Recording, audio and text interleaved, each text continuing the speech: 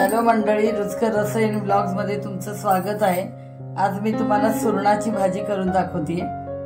तर मी हा सुरण साल काढून अशा ह्याच्या फोडी करून घेतलेल्या आहेत। सुरणाला बऱ्यापैकी खाज असते, त्यामुळे ह्या भाजीला चिंच लागणार आहे आणि दाण्याचा कूट हा पण लागणार आहे। चिंचेचा कोळ आपल्याला ह्या भाजीमध्ये घालायचा आहे, त्याच्यामुळे मग खाज येत नाही। तर बऱ्यापैकी चिंचेचा कोळ घालावा लागतो। तर चिंच ही मी भिजत ठेवलेली। आता ही भाजी कशी करायची ती मी तुम्हाला दाखवते, आणि ही भाजी उपासाची मी तुम्हाला दाखवते।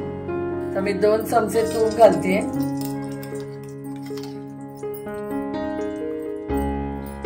साधारण अर्धा किलो हा सुरण आहे।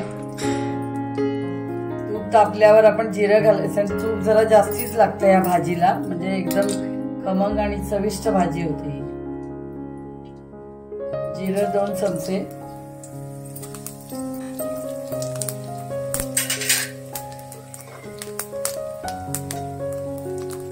मी हे लाल तिखट घालते 1 चमचा,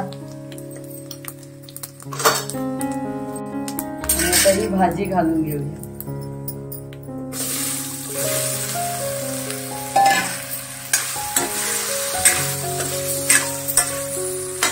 उपासाच्या भाजीला आवडत साहित्य: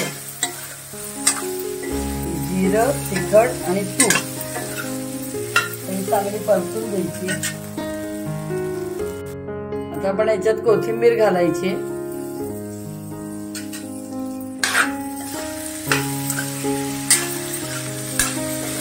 चांगली भाजी कोथिंबीरीमध्ये परतून घ्यायची पुन्हा एकदा। आता चवीनुसार मी मीठ घालते अर्धा चमचा,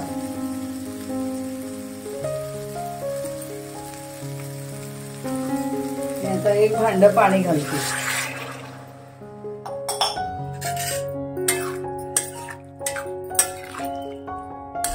आणि आता आपल्याला चिंचेचा कोळ घालायचा आहे। चिंचेचा आता मी कोळ घालते,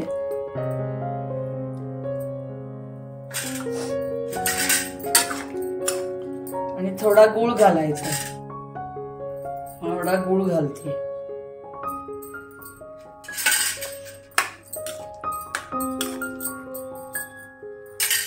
त्याच्यावर झाकणी ठेवायची आपल्याला, आणि आता 3-4 मिनिटांनी आपल्याला झाकण नंतर उघडून बघायचं। ही शिजायला कमीत कमी 7-8 मिनिटं तरी लागते। झाकणी वारंवार मध्ये मध्ये 2-3 मिनिटांनी उघडून बघायचं की किती शिजले। आपण झाकण उघडून बघूया।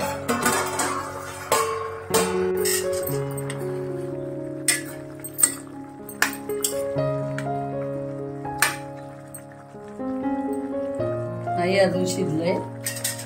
पुन्हा आपण झाकणी ठेवायची आणि मीडियम पेक्षा कमी गॅस ठेवायचा। आता आपण पुन्हा उघडून बघूया।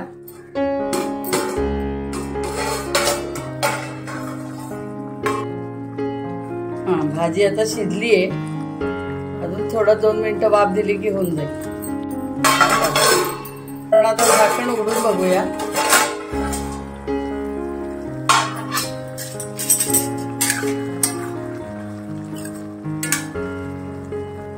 बघा, आपली भाजी शिजली आहे चांगल्या प्रकारे। आता हे पाणी आपण अशा प्रकारे कमी करून घ्यायचं। आता झाकणी ठेवायची नाही, शिजल्यानंतर झाकणी ठेवायची नाही, नाहीतर त्याचं मऊ होईल एकदम अतिशय। ती तशी भाजी एकदम चांगली नाही लागत, म्हणजे गळून जाते भाजी।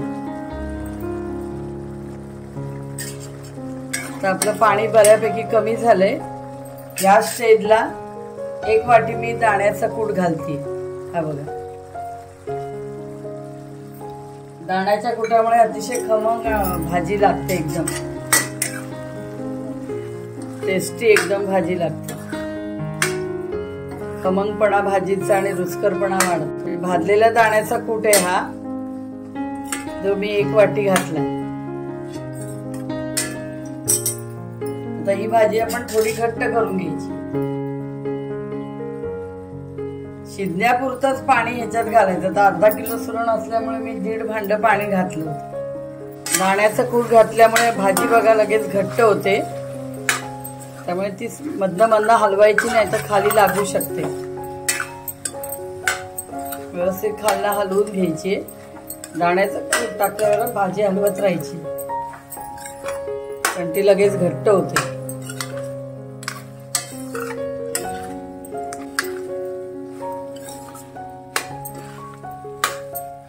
ही आता आपली भाजी झालेली आहे. थोडी कोथिंबीर घालून घेते. आधी घातलीच होती आपण. तर आपली भाजी ही झाली. आता सर्विंग बाउल मध्ये मी काढून घेते. तर अशा प्रकारे मी तुम्हाला सुरणाची भाजी दाखवली. आता आपण थोडी याच्यावरती कोथिंबीर घालून घेऊया. अशा प्रकारे मी तुम्हाला सुरणाची भाजी दाखवलेली आहे. चिंचेचा कोळ घालून ही बनवायची, गूळ वगैरे घालून. तुम्ही मी सांगितल्याप्रमाणे ही भाजी करून बघा. ही उपासाची भाजी आहे.